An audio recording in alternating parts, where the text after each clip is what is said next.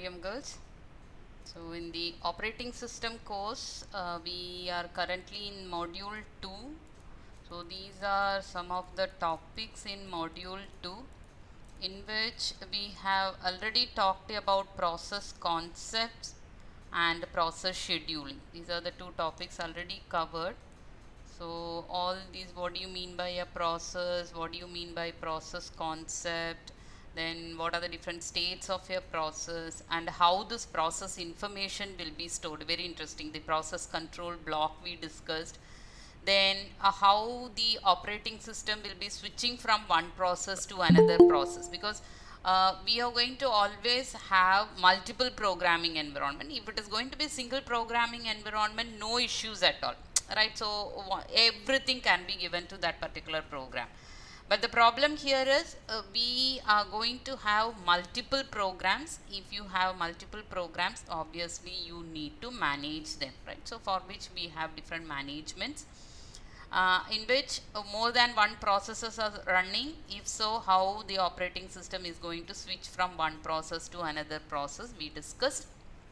Then by the time, what are the information to be stored in the process control block, because when it wants to resume back to execute a particular process, how the information is to be stored. That is what we discussed under process concept.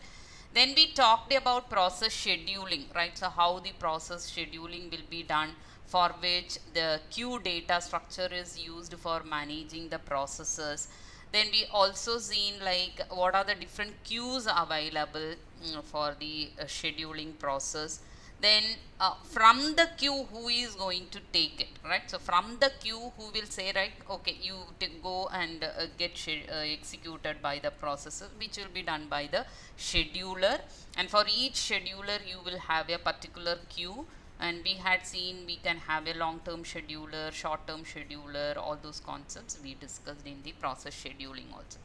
So today we are going to talk about the operations on processes. What are the two very important operations that are done on processes? Okay. Now, the processes in most of the operating system can execute concurrently. So, this is the point to be noted here. We are not going to talk about one process running in an operating system. We are talking about more than one processes being executed concurrently. And if I say operating system can execute concurrently, the processes will be created and deleted dynamically. So when the operating system is executing, by the time the operating system will be creating a process, or it may be deleting a process, which is done dynamically, because then and there, whenever you are going to click, right? So you click the Microsoft Word, or you click a PowerPoint presentation, or you are going to click your media player, or you click your web browser, whatever it is, whenever you click the icon of a particular application, obviously the operating system is going to create a process for it. And whenever you close that application, right? So you are done with your document preparation, your word processor, you save your file, then you are going to close it, right? So that that cross mark you will be clicking. So you close the application. So what happens now? The application or the process will be deleted. So a operating system has to create and delete the processes dynamically, and this mechanism is what you call as process creation and process termination. So all the operating system will have a mechanism for creating a process and for terminating a process. Now we are going to talk about process creation. So why we are going to learn process creation? Because dynamically the operating system will be creating lots of processes. When I say lots of processes, obviously they need to be managed. So if you want to manage all these processes, what are the information that you have to understand about the process creation is that we are going to discuss. Okay. Now, what is process creation? So, during the course of execution, a process may create several new process also. Now, the point to be noted here is it is not only the operating system which is going to create the process. Apart from that, a process can also create another process. Say for example, operating system may be creating the first process, right? And after creating the first process, the first process may be creating another process also. It may be creating not only a single process, it may be creating several new processes also. So the point to be noted is, not only the operating system creates the process, any process can create another process also. Now, so whichever is the creating process, we are going to call it as a parent process, and whichever is the created process, we call it as the child of that particular process, right? So you have parent processes, you will have child processes also. Now, each of these new processes will in turn create other processes which will be forming a tree of process. So you have process 1 creating process 2, process 3. Then if process 2 is creating another process, then that will have child process. So the tree will look like something like this, right? And please recollect your Linux system administration concepts that you have studied in your previous semester.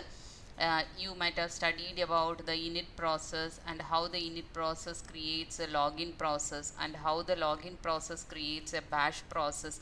All these things you might have studied. This branch you might have already studied in your Linux system administration. You know that the first process which will be created by the Linux operating system is the init process, which will have the process ID as 1.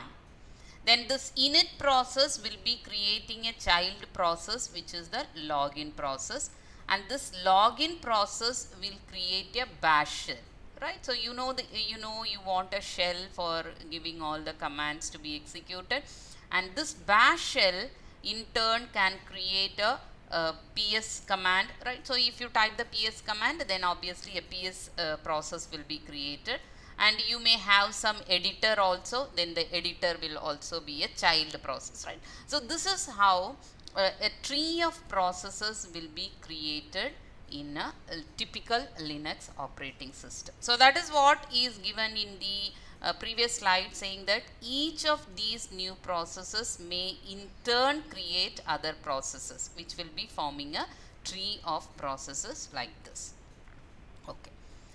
Now, most of the operating system, right, whether it is Unix, Linux, or you have Windows operating system, or you have Mac operating system, all these operating system need to identify the process, because you have this many number of processes running in your operating system now, right? You need obviously an unique identifier for identifying a process. So this is what you call as PID. You can observe no two processes are having the same PID. If you have observed, no two processes are having same PID. It has unique identifier. So operating system will identify the process using a unique process identifier, or you call it as PID. And this PID will be always an integer number. Typically it is an integer number, and the above figure, right? So that shows a typical process tree of the Linux operating system, and it shows name of each process and its PID. You might have observed name of each process is given here. Init is the name of the process and process ID is 1. Login is the name of the process, PID is 8415, and if you have observed, all these PIDs are integer numbers. So that is what is given here. Most of the operating system will identify the processes using the unique process identifier, which is a PID, and it is typically an integer number. And the figure which is given in the previous slide is a typical process tree for the Linux operating system, and it shows name of each process and its process ID. Now, when a process creates a child process, the point to be noted here is parent process is creating more than one child process, right? So parent process needs some resources. In the same way, child process also requires some resources. It requires a CPU time, it requires the memory to be allocated, it requires some files to be opened and manipulated, and it may require some input output devices to complete the task. So not only the parent process requires the resources, all the child processes also will need certain resources. Now the question is, the child process, whether the child process is going to use the resources directly from the operating system, or will it be using the resources which are allocated to the parent process? That is the next question, right? So it is up to the design of the operating system, and it is up to the requirement of the parent and child process.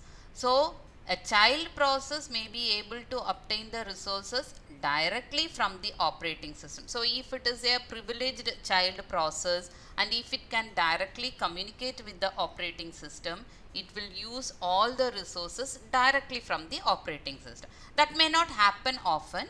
So what we are going to do, sometimes the child process is not a privileged process, right? So it is not a privileged process. In that case, what happens, whatever resources are allocated to the parent process, from those resources it will take a subset, and that will be used by the child process. So the point to be noted here is, not all the child process will be a privileged processes, and not all the processes will get the resources directly from the operating system. So it is up to the design whether the child process gets the resource from the operating system, or is it getting the resource from the parent process. And when it is getting the resources from the parent process, right? The question is, when it is getting the resources from the parent process, two things can be done, because one parent will be having more than one child processes. If this is the case, the parent can partition its resources among its child, right? So it can say that I have filed, suppose if the parent process is having 4 files, and the first 2 files will be manipulated by child 1, and the second 2 files will be manipulated by child 2. That is what you call as partitioning the resources. Or it will be sharing the resources among all the children, right? So among all the children it may be sharing the resources. So here the point to be noted is, if the parent resources are being used by the child process, it can be partitioned or it can be shared. So it will be decided by the parent process how the resources are given to the child process. If the child process is getting the resources directly from the operating system, no problem. Whereas if it is getting the resources from the parent process, the parent process has to decide whether it is going to partition the resources or it is going to share the resources. So it is up to the design. Again, all these things will be based on what kind of resource scheduling mechanism you have in the operating system. So based on that, suppose if you have a different memory management scheme, then accordingly the child process will be getting a memory. If you have a different input output scheduling mechanism, then the child process will be getting input output devices accordingly. So what kind of scheduling algorithm you have for the resources, based on that the parent will have to partition its resources or to share the resources. And this is about the sharing of resources. When a parent creates a child process, how the resources are shared. And the second thing is how the address space are to be allocated for the new process, right? So whether it is going to have the same address space or it is going to have a new address space. That is the second concern in the process creation. What is the first concern? First concern is, when a parent process creates a child process, how the resources are to be shared. Second concern is how the address space are to be defined for the child process. So there are two things that can be done. A child process will be having a duplicate of the parent process address space, right? So whatever address space is already available for the parent, that will be duplicated and it will be given to the parent process, to the child process, or the child when it will be done, when it is going to have the same parent process address space, if it is going to use the same program and data as that of the parent same programum same dataum child process use ചെയ്യുന്നുണ്ടെങ്കിൽ what it is going to do, it is going to duplicate the parent address space. If not, if the child process is a new process and it has a new program, then the new program will be loaded into the address space. So these are the two address space possibilities for a new process. So when you have a new process and if the child process is having the same program and data as that of the parent, it will be duplicated. Otherwise, if it is having a new program, then the new program will be loaded into the address space. These are the two things. Now the question is, like, you may be wondering, like, what is an address space? Obviously you might have come across this term address space in the computer organization paper, but anyhow I'll just give you the definition of what is an address space. Address space is nothing but the memory allocated for all possible addresses for a computational entity. So it may be a device, or it may be a file, or it may be a server, or it may be a networked computer, whatever computational entity you have. For that you will be allocating a memory. So what is the starting address of the memory and what is the end address of the memory allocated to this particular program? That is what you call as an address space. So when you talk about the address space, obviously you might have come across the address space called as virtual address space or the physical address space, right? So any program, because nowadays if you have multi-programming environment, all the programs will have their virtual addresses, then the virtual address will be converted into physical address during the execution of the program. So all these concepts you have studied in your computer organization, but even then just understand address space is nothing but the memory allocated for all the possible addresses of the computational entity, and this address space will be either a physical address space or it may be the virtual address space. And these address spaces can be accessible by the processor or it will be reserved for a particular process. So this is how an address space can be given in a pictorial representation.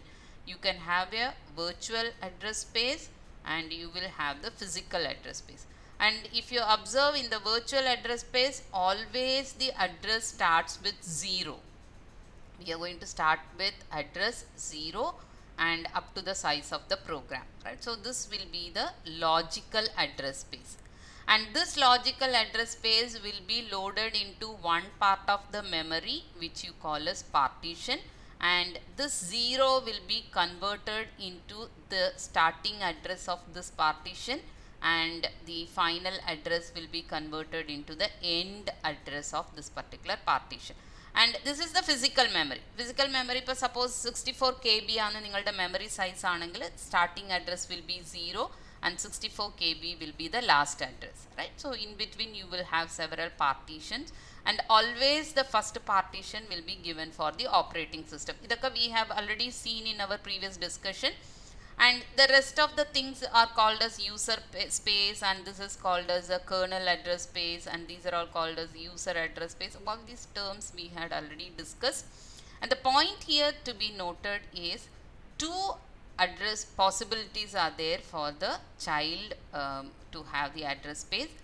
If it is going to be the parents same program and data being used by the child process, then it will duplicate the address space. Otherwise new program will be loaded into the primary memory from the logical address space, right? So this is what you call as the address space. and the parent process create the children processes, and which in turn create other processes, which will be forming the tree of processes which we had seen now. And about the resource sharing, I told you the parent and children will be sharing all the resources, and the children will share the subset of parent resources, or sometimes they will not share no resources, right? They will not share any resources, and by the time parent will be taking the resource directly from the operating system, and the child will also take the resources from the operating system. Otherwise both of them will be sharing the resources, and the child, as I said, it will be sharing the subset, and the subset will be partitioned, or it will be shared among several children processes. And about the execution, the parent and children will execute concurrently. This is one possibility. Or the parent waits for the child to terminate. This is another possibility, right? So in the previous information, when a parent creates a child process, we had seen how the resources will be managed. Then we had seen how the address space will be managed. For managing the resources, what it will do? The child process will directly use the resources from the operating system, or it will share the resources from the parent.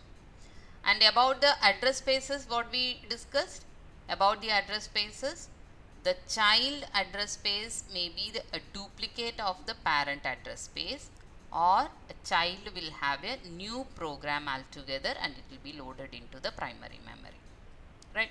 And at the same time, how the parent and child will be executed, that is the next question to be asked in the process creation.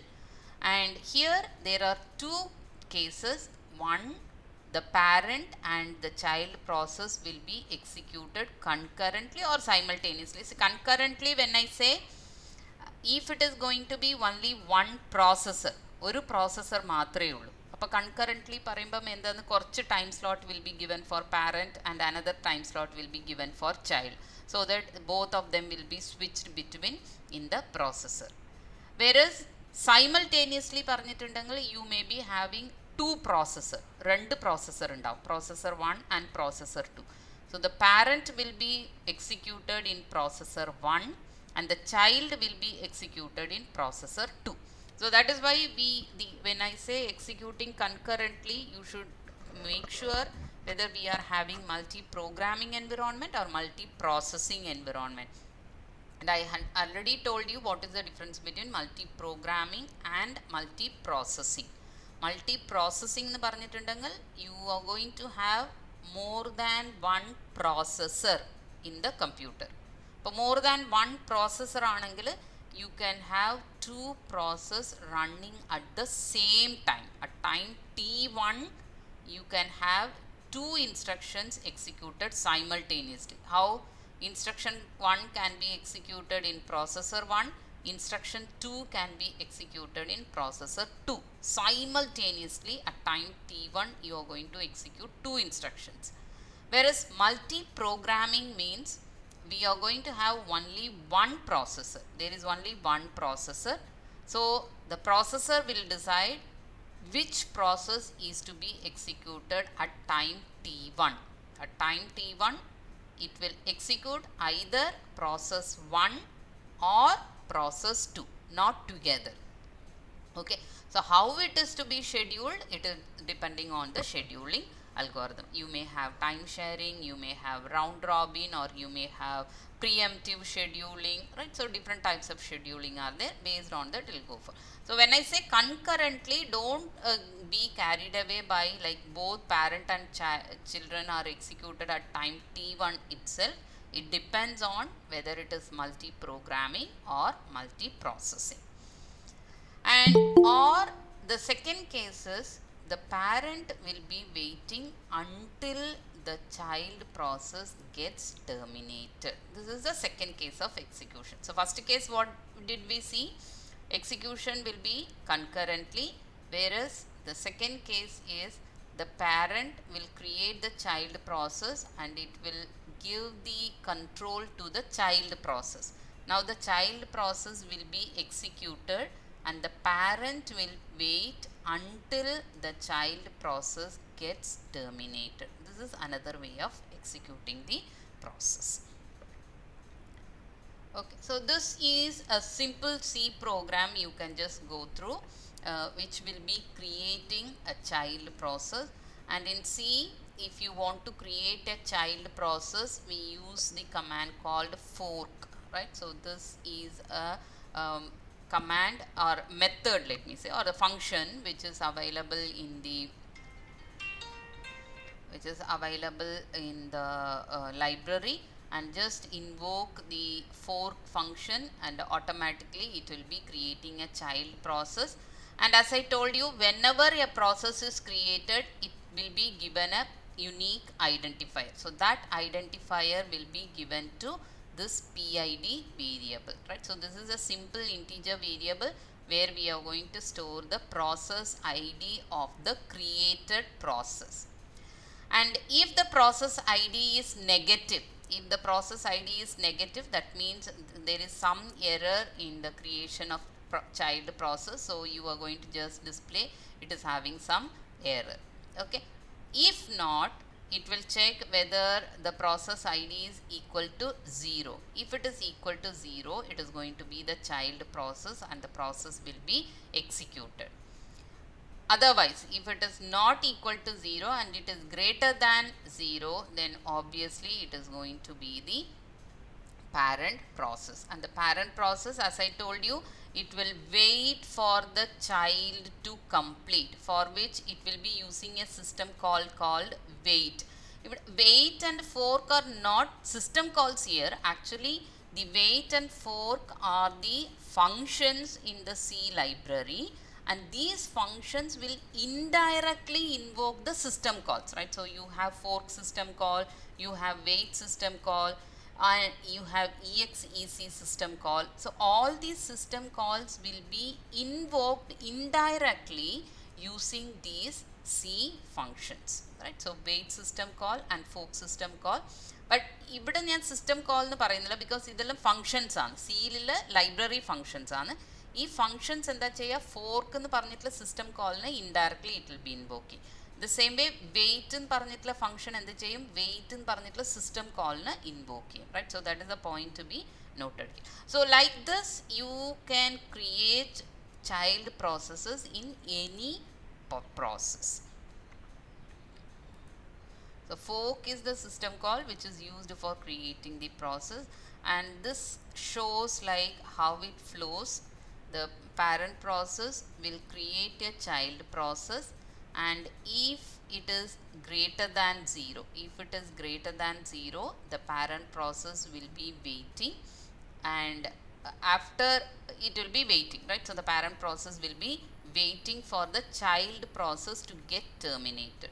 And what happens here, if the process ID is equal to 0, and the child process will be executed. So this is the system call which is used for executing a process, and after executing it gets terminated when it invokes the exit system call. അല്ലെങ്കിൽ exit function എന്ന് നിങ്ങൾക്ക് പറയാം, right? Exit function you might have used in your C and C++ program often to get terminated. So when you invoke the exit system call, the program gets terminated, or let me say the child process gets terminated here.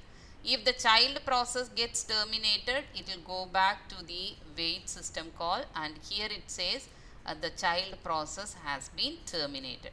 So once the child process is terminated, the parent process gets resumed for execution. So this is a simple flow chart, let me say, that shows how the fork system call and the process creation works in a typical system. Okay, so this program, and for this program, this is the flow chart how it works and using the fork system call. And the observation must be on the fork system call, exe system call, exit system call, and wait system call. And I am saying it is system call because all these functions, all these C functions will be indirectly invoking those system calls. Now, as I told you, whenever a process creates, here we had seen an example of the C program. So, whenever we create a child process, the child will duplicate the parent address space, or it may have new program loaded for it.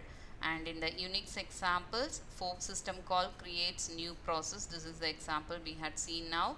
And the exe system call is used for after a fork to replace the process memory space with a new program, right? So if you have exec given as the parent process id, then it will be parent address space, it will be duplicating it. Otherwise, whatever you have given as the command inside the exec system call. And have you observed what is the command we had given here? We had given the ls command, right? If you have observed, we had given ls command in the exec function. So this ls command is used for listing the current directory, right? So that is what will be executed here. So when a child process is created, a new process for ls command will be created, and that will be loaded into the primary memory. So here, that is what is specified. Exec system call used after a fork is used to replace the process memory space with a new program. So which new program will be loaded now? There will be a memory address space for the C program, which I had shown now. An address space for the C program will be there, and from there you are creating a child process. And what the child process will be doing, it will be invoking the ls command. ls command again you will have a program, right? So this program will be loaded into the primary memory as a new process. That is what is given here in the example C program. So that's it about the process creation. So the points that you have to recollect in the process creation is, one process can create another process. So thereby you have parent and child process. Then process ID, how the process ID will be used for identifying the process. Then we had discussed how the resources will be shared among parent and child process. Then we also talked about what is the two address space possibility for a parent process and a child process, that also we discussed. Then we also talked about a simple C program in which a fork, wait, then the exec, then exit commands are, not commands, functions are used for invoking the system calls indirectly. Okay. Yes. So now let us talk about the process termination, because this is the second operation which will be done. What is the first operation? That is process creation. Second operation is process termination. Okay. When the process will be terminated, when it executes its last statement, when it executes its last statement, the process will be terminated. By the time after executing the last statement, the process will ask the operating system to delete it, because the process has to be deleted from all the resources, right? How it is going to do that? It will be using the exit system call for terminating a process. So it executes the last statement, then it will say exit, so that the operating system will be deleting it.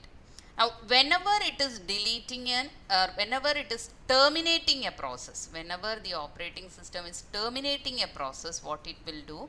It will return a status value.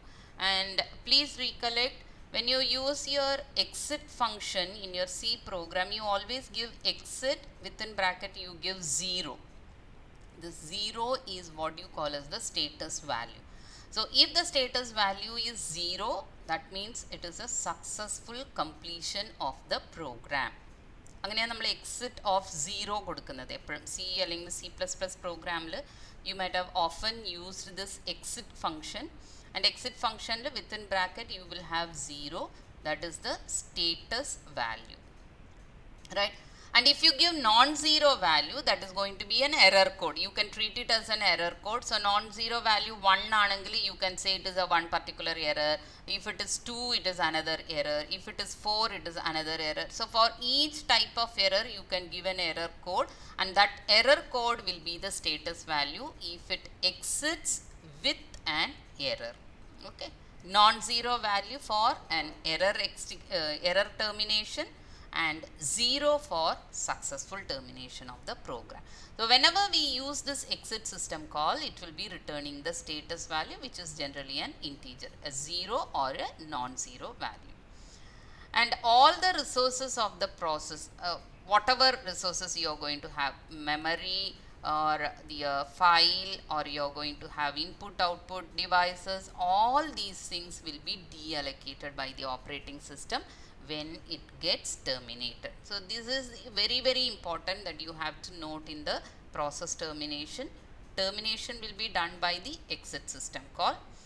Exit system call, it returns a status value. When it is terminating, all the resources must be released from that particular process. So resources parnittundengal, you will have the memory, you will have files manipulating on that, and you will have input output buffers or input output devices. All these things will be deallocated or released by the operating system. Now the question is how the termination will occur, right? How the process is going to get terminated. One process may cause the termination of another process by a appropriate system call. For example, you have terminate process or you have exit in Unix operating system, right? So in between, in your program, if you have exit in the C program, that means obviously you are going to terminate that particular process. So each child process, or each process, let me say, each process will be terminating another process using the system call, which will be terminate process or exit in the Unix operating system.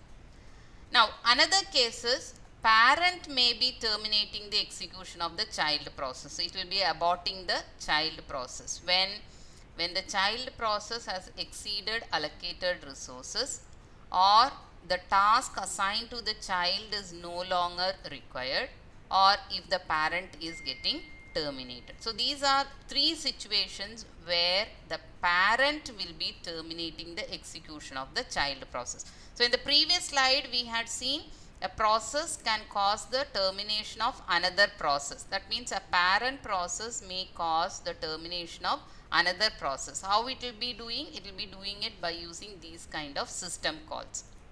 Now the question is, when the parent will be terminating the execution of the child process. So one case, if the child has exceeded allocated resource. Say for example, if the parent has decided the child process will be executed only for 20 nanoseconds. So if the child has exceeded 20 nanoseconds, it will be terminated or it will be aborted. Or the task assigned to the child is no longer required. So if suppose, say for example, the child process is created for counting, for the counting purpose. So counting is no longer required because all the resources have been already used. Then in that case, the child process can be killed by the parent process. Or the parent has completed its execution. So before it is exiting, it needs to terminate all the child process. In that case also, child process will be terminated. And if when the parent is getting terminated, some operating system will not allow child to continue if its parent terminates. So when the parent is exiting, right, child process ചിലപ്പം complete ചെയ്തിട്ടുണ്ടാവില്ല, but parent exit ചെയ്യുമ്പം child പ്രോസസ്സിനെ execute ചെയ്യാൻ allow ചെയ്യില്ല in some of the operating system. Whereas in some of the operating system, the parent may be exiting, but the child process will get executed. Right? So it will be continuing its execution. That is also possible.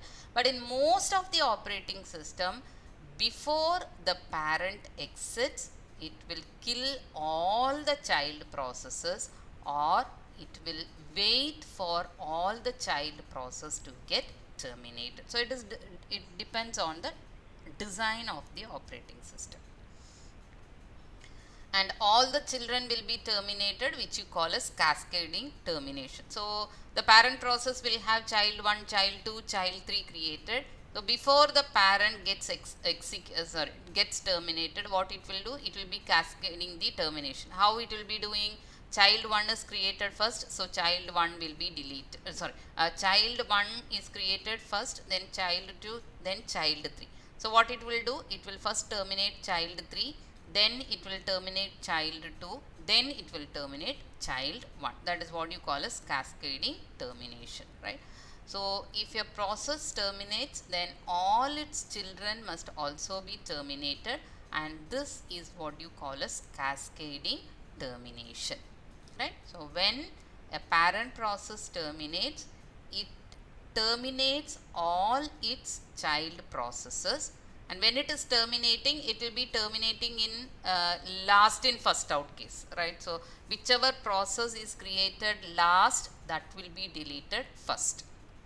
That is why we call it as cascading termination. And another case is a parent process will wait for the termination of a child process. How? By using the wait system call. We had seen it in our previous slide.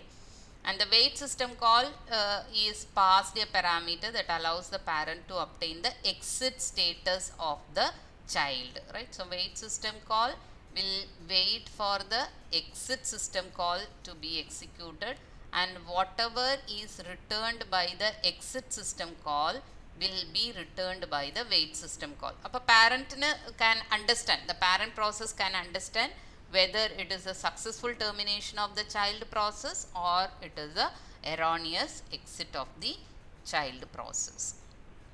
So for which exit system call return chain a value will be returned by the wait system call, and it returns the PID of the terminated child also. Not only the exit status, it also returns the process ID, and the process that has terminated but whose parent has not yet called the wait system call is known as zombie process. Suppose parent process has not called the wait system call, but the child process gets terminated, then we call it as a zombie process. So previous slide we had seen one new term called as cascading termination, and the second one is when you use the wait system call for the termination of the child process, another new term we are coming across, that is the zombie process. So parent has, the child process has terminated, but parent process has not yet called the wait process. It has not yet called the wait system call, let me say, or the function wait system call. Then you call that process as the zombie process. A parent process alla, the child process na nammal zombie process parayunu. Why? Because ee child process terminate ചെയ്തിട്ടുണ്ടെങ്കിൽ it has to return the exit status അല്ലേ. അപ്പോൾ ഇത് return ചെയ്യണമെങ്കിൽ wait system call ഉണ്ടെങ്കിൽ മാത്രമേ അതിന് ആ exit സ്റ്റേറ്റസിന് return ചെയ്യാൻ പറ്റുള്ളൂ. ബട്ട് ഈ വെയിറ്റ് സിസ്റ്റം കോൾ ഇനിയും പാരന്റ് ഇൻവോക്ക് ചെയ്തിട്ടില്ല. അപ്പോൾ what happens? It is not able to give the exit status. So that is why this is called as a zombie process. And another one you have to understand is what happens if the parent did not invoke the wait and gets terminated. Parent wait എന്ന് പറഞ്ഞിട്ടുള്ള system call ഇൻവോക്കേ ചെയ്തിട്ടില്ല, and it has terminated. Parent process also terminated, because wait system call ഉണ്ടെങ്കിൽ മാത്രമേ child processന്റെ status will be known, right? But the parent has not given the wait system call. So what happens now? It leaves all its child processes as orphans. Another term, it is not only zombie process, it becomes the orphan process also. And in Unix and Linux system, the init process, make a note of it, the init process periodically invokes the wait system call. So it will keep on invoking the wait system call to understand whether any child process has terminated or not. So the init process will keep on invoking the wait, and when it is invoking the wait, it will be capturing the status of all the child process. When I say status, it is the exit status of all the child process. Whenever a child process is getting terminated, the exit status will be captured by the init system call. Init system call പറയുന്നതിനേക്കാളും, let me put it this way, init process. Init system call വെച്ചിട്ടാണ് വരുന്നത്, but init process, right? And how the init process is capturing all the exit status of the child process, because it is going to periodically invoke the wait system call. അപ്പോൾ wait system call ഇങ്ങനെ invoke ചെയ്തുകൊണ്ടിരിക്കുമ്പോൾ what it will do, whichever child process is getting terminated, the process ID as well as the exit status will be captured by the init process. So thereby it allow the exit status of all the orphaned process collected and releasing the orphan process identifier. So these are the things that you have to understand about the process termination. So process termination, how it is getting terminated, and what do you mean by the wait system call, what is the status value of a particular process, and how the child processes will be terminated, and when it is getting terminated, what do you mean by cascading termination, what do you mean by a zombie process, what do you mean by an orphan. These are the things you should know under process creation. So now on the operations of the operating system, we had seen one is the process creation, the other one is process termination, and last one is cooperating processes. So you will have two types of processes, independent process and you will have cooperating process. Independent process will not affect the execution of another process, or the independent process will not be affected by the execution of another process. So it's going to be independent. It is not going to interact with any other process, or it is not going to wait for any other process to get terminated. That is what you call as independent process. It will not affect other process and it will not be affected by another process.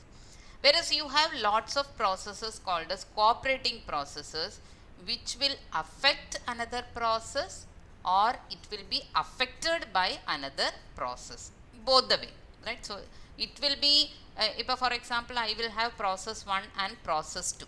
So process 1 will be passing some values to process 2, or process 2 may be passing some values to process 1. So that is what you call as it will affect process. അപ്പോൾ first കേസിൽ എന്തായിരിക്കും, process 1 ആണ് കുറച്ച് values process 2ൽ കൊടുക്കുന്നത്, അപ്പോൾ process 1 is affecting process 2. Second case I told you process 2 is giving some values to process 1. So process 1 is now affected by process 2. So that is what you call as cooperating processes. So when you have cooperating processes, you can have information sharing, you can have execution speed, and you will have modularization, and you will have find it very very convenient to have multi-programming environments. So this cooperating processes is nothing but inter-process communication. So how one process is going to communicate with another process. So when it is having inter-process communication, obviously all these 4 advantages can be achieved by the inter-process communication or cooperating processes. So we will be discussing the inter-process communication or the cooperating processes in our next session.